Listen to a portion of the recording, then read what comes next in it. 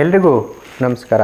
ಇಂದಿನ ಸಂಚಿಕೆಗಳಲ್ಲಿ ನಾವು ಈ ರಾಕ್ಷಸರುಗಳ ಬಗ್ಗೆ ಮಾತಾಡ್ತಿದ್ದೀವಿ. ಮಾಡರ್ನ್ ರಾಕ್ಷಸರುಗಳ ಬಗ್ಗೆ.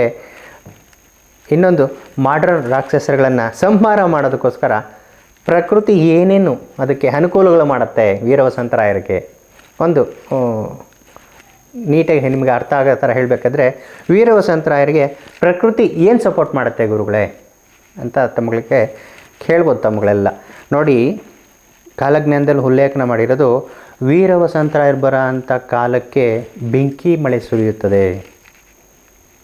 ಬೆಂಕಿ ಮಳೆ ಸುರಿಯುತ್ತಂತೆ. ಯಾಕೆ ಅದನ್ನು ನೆನೆಸ್ಕೊಂಡ್ರೇ ಭಯ ಆಗುತ್ತೆ. ಇವತ್ತು ಭೂಕಂಪಗಳಾಗ್ಬೋದು, ಜಲಪ್ರಳಯಗಳಾಗ್ಬೋದು, ಹಲವಾರು ಒಂದು ಪ್ರಕೃತಿ ವಿಕೋಪಗಳಿಗೆ ಮನುಷ್ಯ ಅದಕ್ಕೆ ಪಾರಾಗ್ತಾ ಬರ್ತಿದ್ದಾನೆ. ಈ ಮಾಡ್ರನ್ ರಾಕ್ಷಸ ಅಂತಲೇ ನಾವು ಕೆಲವೊಂದು ನಗ್ತಾ ಮಾತಾಡ್ತೀವಿ. ಮಾಡ್ರನ್ ರಾಕ್ಷಸ ಅದನ್ನೆಲ್ಲ ಪಾರಾಗ್ತಾ ಬರ್ತಿದ್ದಾರೆ. ಯಾಕಂದರೆ ರಾಕ್ಷಸ ಅವನ ಸೇಫ್ಟಿಗಳು ಅವ್ನು ಮಾಡ್ಕೊಂಡು ಮೇಲತ್ತಿದ್ದಾನೆ. ಹಾಗಾಗಿ ಬೆಂಕಿ ಮಳೆ ಸಂಭವಿಸುತ್ತದೆ, ಬೆಂಕಿ ಮಳೆ ಸುರಿಯುತ್ತದೆ ಭೂಮಿ ಮೇಲೆ ಅಂತ ಕಾಲಜ್ಞಾನ ಶ್ರೀ ಪೋತುಲೂರು ವೀರಬ್ರಹ್ಮೇಂದ್ರ ಸ್ವಾಮಿಗಳವರ ಕಾಲಜ್ಞಾನದಲ್ಲಿ ಉಲ್ಲೇಖನ ಮಾಡಿರುತ್ತಂತ. ಆ ಬೆಂಕಿ ಮಳೆ ಏನಾದರೂ ಸುರಿದ್ರೆ ಮಾಡರ್ನ್ ರಾಕ್ಷಸರುಗಳು ಏನಾಗ್ತಾರೋ ಅಂತ ಗೊತ್ತಿಲ್ಲ.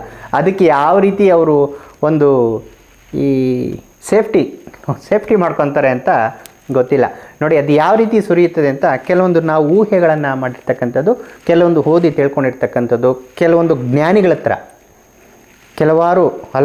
ಕೆಲವೊಂದು ಜ್ಞಾನಿಗಳ ಹತ್ರ ನಾವು ವಿಚಾರವನ್ನು ಮಾತಾಡಿದಾಗ ಈ ರೀತಿ ವಿಚಾರವನ್ನು ನಮಗೆ ತಿಳಿದು ಬಂದಿರತಕ್ಕಂಥದ್ದು. ಕೆಲವರು ನಾವು ಪ್ರಶ್ನೆ ಮಾಡಿದ್ರಿ, ಬೆಂಕಿ ಮಳೆ ಯಾಕೆ ಸುರಿಬೋದು? ವಿಜ್ಞಾನಿಗಳ ಹತ್ರನೂ ಕೂಡ ನಾವು ಪ್ರಶ್ನೆ ಮಾಡಿದ್ದೀವಿ. ಜ್ಞಾನಿಗಳ ಹತ್ರನೂ ಕೂಡ ನಾವು ಪ್ರಶ್ನೆ ಮಾಡಿ ಈ ವಿಚಾರನ ತಮ್ಮಗಳ ಮುಂದೆ ಇಡೋದಕ್ಕೆ ನಾವು ಇಷ್ಟಪಡ್ತೀವಿ. ಬೆಂಕಿ ಮಳೆ ಯಾವ ರೀತಿ ಸುರಿತದೆ ಗುರುಗಳೇ ಅಂತದ್ದು ಅವ್ರು ಕೇಳಿದಾಗ ನಾವು ವಿಚಾರಣೆ ಮಾಡಿರ್ತಕ್ಕಂಥದ್ದು ನೋಡಿ, ಬೆಂಕಿ ಮಳೆ ನಾವೇನೋ ಒಂದು ಗುಡುಗು ಮಿಂಚು ಥರ ಬಂದು ಮಳೆ ಸುರಿಯುತ್ತದೆ ಅಂತ ಅಂದ್ಕೊತೀವಿ ನಾವು. ಒಂದು ಪ್ರಕೃತಿ ಕೋಪ ಆಗಿ ಗುಡುಗು ಮಿಂಚುಗಳು ಬರುತ್ತದೆ, ಹಾಗೆ ಬರ್ತದೆ, ಈಗ ಬರ್ತದೆ ಅಂತ.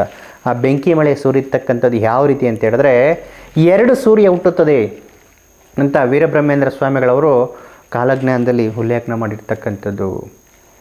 ಪೂರ್ವಕ್ಕೊಂದು ಪಶ್ಚಿಮಕ್ಕೊಂದು. ಆಗ ಕತ್ತಲು ಅಂತಕ್ಕಂಥದ್ದು ನಶಿಸಿ ಹೋಗುತ್ತಂತೆ. 2 ಸೂರ್ಯ ಹುಟ್ಟುತ್ತದೆ ಅಂದರೆ ನಮಗೆ ಆಶ್ಚರ್ಯ ಆಗುತ್ತೆ. ಏನಪ್ಪ ಇದು 2 ಸೂರ್ಯ ಹುಟ್ಟುತ್ತಾನ, ಹೆಂಗೆ ಗುರುಗಳೇ ಅಂತ ಆಶ್ಚರ್ಯ ಆಗುತ್ತೆ. ಅದು ಹುಟ್ಟಲಿಲ್ಲ ಅಂದರೆ ಕಾಲಜ್ಞಾನ ಸುಳ್ಳಾಗುತ್ತೆ. ಅದು ಹೇಗೆ ಅಂತ ಹೇಳಿದ್ದಾರೆ ಅಂತ ಹೇಳಿದ್ರೆ, ನಾವು ತನಿಖೆ ಮಾಡಿದ ಪ್ರಕಾರ ವಿಜ್ಞಾನಿಗಳು ಏನು ಹೇಳ್ತಾರೆ,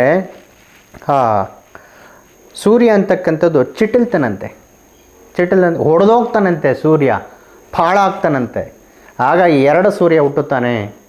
ಪಾಳಾಗ್ಬಿಟ್ಟು ಪೂರ್ವಕ್ಕೊಂದು ಪಶ್ಚಿಮಕ್ಕೊಂದು ನಿಂತ್ಕೊಂಡುತ್ತಂತೆ. ನಾವು ಹಾಗಿದ್ರೆ ಬೆಂಕಿ ಮಳೆ ಅಂತ ಮಾತಾಡ್ತೀರಿ, ಸೂರ್ಯನ ಪಾಳ ಬಗ್ಗೆ ಏನು, ಸೂರ್ಯನ ಪಾಳ ಆಗ್ತಾನೆ ಸರಿ, 2 ಸೂರ್ಯ ಹುಟ್ಟುತ್ತಾನೆ, ನಾವು ಬೆಂಕಿ ಮಳೆ ಬಗ್ಗೆ ಮಾತಾಡ್ತಿದ್ವಿ.